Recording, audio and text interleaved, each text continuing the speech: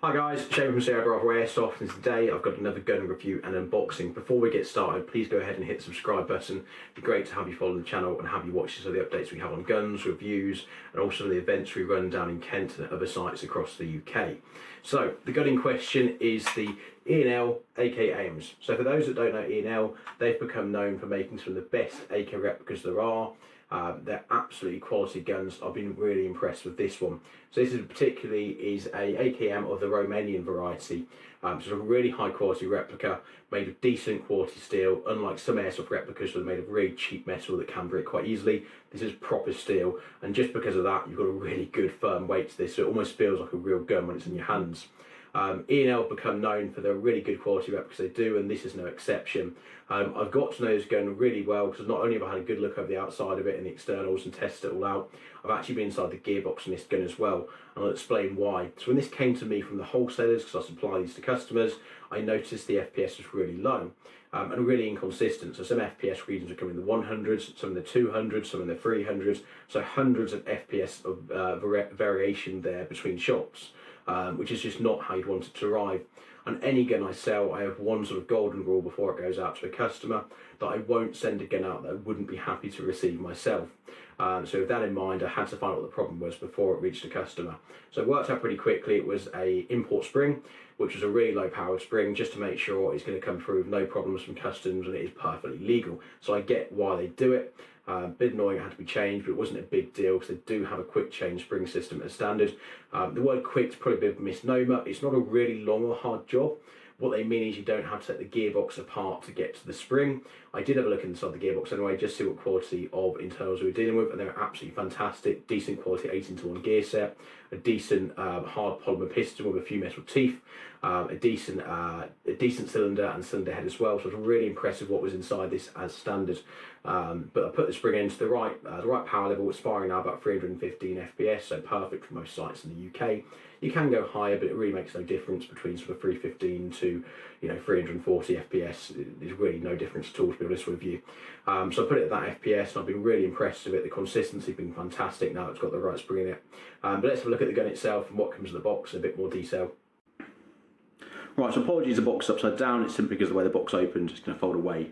So I'm pretty sure you can figure out that's the E&L logo.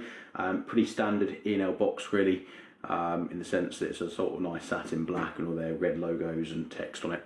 A bit of information on the gun, what it includes in terms of the finish and all the bits and pieces. To do a spec list on the sticker. I'm not going to bore you to tears with that. Let's look at the gun itself, what you're actually interested in owning or buying, whatever it is you will do with it. So anyway, this is the, as I mentioned earlier, the E&L AK AIMS. So this is a Romanian variant of the AKM family. So inside the box you've got here, you've got a test certificate, so showing you the FPS when this came out of the factory. One thing I will point out is these readings were not the same as when I got it because the import spring had been put in, but that's been changed. But it does show out the factory, out the box, as it should be. The consistency is pretty close together, so all these readings on this one here are pretty tight.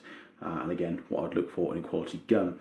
And that's no surprise because I mentioned earlier, I've been inside this, I've looked inside the gearbox, I've tested things like the air seal on the cylinder, the nozzle, all that kind of stuff. So I've really got to know this gun, and as I expected when I got it, as this also sort of certifies, the consistency is really good with the right spring, of course. So test certificates there. You've got the manual here, one of the better manuals I've seen. It's actually translated really well. So it actually makes perfect sense as you read it through. So actually, if you've got any problems or anything you want to check over, you should have no problem understanding what they're trying to tell you here. You've also got at the back of the manual, which is the next page along, really good explained parts diagram. So if anything breaks, you need any sort of particular parts that you're looking for, they're all listed here with the name and the number there for them. So if you need to get replacement parts, hopefully it shouldn't be too hard because you've got this list here to refer back to. So that comes with the gun. You've also got this little replica oil bottle. So if it's a real gun, you'd keep oil to keep your gun clean and service with, and that's what it would be kept inside. For airsoft, it's just a nice novelty, I guess, but cool that they gave it and included it. You also got inside here a little 30 amp blade fuse. That's because the gun has got a fuse fitted as standard. So you've got, when it comes as new, this kind of little thing here. That's to keep the bolt protected so that if it gets bumped in transit, your bolt handle won't snap off. So that's to keep that safe. So I'll put that to one side, so when it gets shipped out, again, will arrive safely. So inside the box, you've got one AK AIMS as standard. You've also got these little bags of sweets. I'm just kidding, these are not sweets. This is silica gel, and do not eat it because it'll be really bad for you.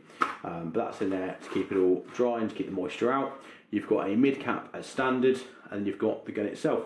So without further ado, let's get the gun out of the box and have a look at that in more detail.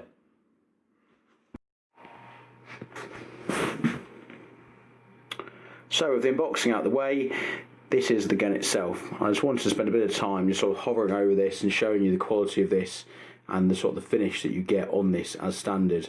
So you've got really high quality wood on there that's finished to a good standard. And then you've got the gun itself and the body of that, the lower receiver. And the metal on this just looks awesome. Again, this is all stamped steel. And it's got really nice patina naturally, as I hope you can see there now I've zoomed in. And it just looks absolutely first class.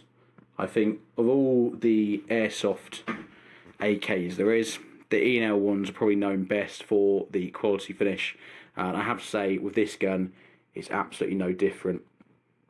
They've really put a lot of effort into this. And I've got to say, it is truly appreciated. I think they've done a great job of this.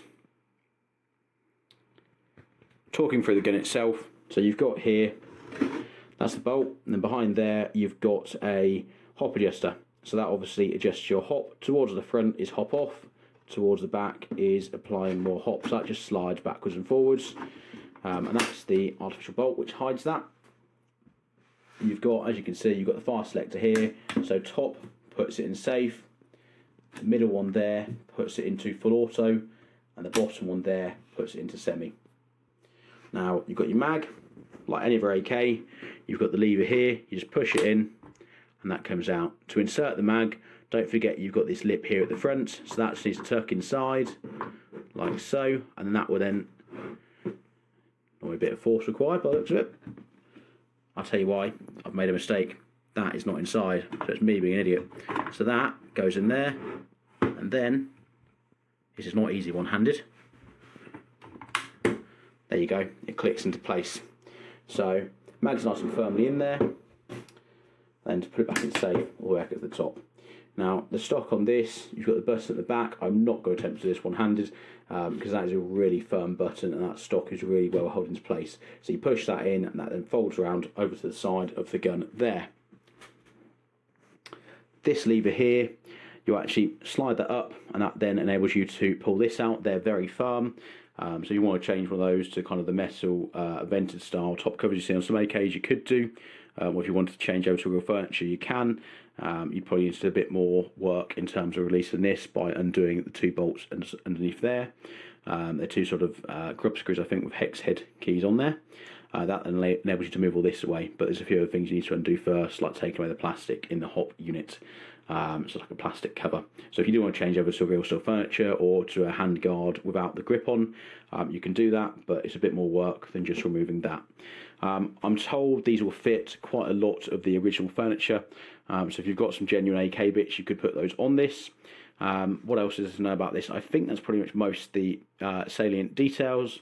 Anything else I can think of, I'll put in the description. But overall, I hope you like it.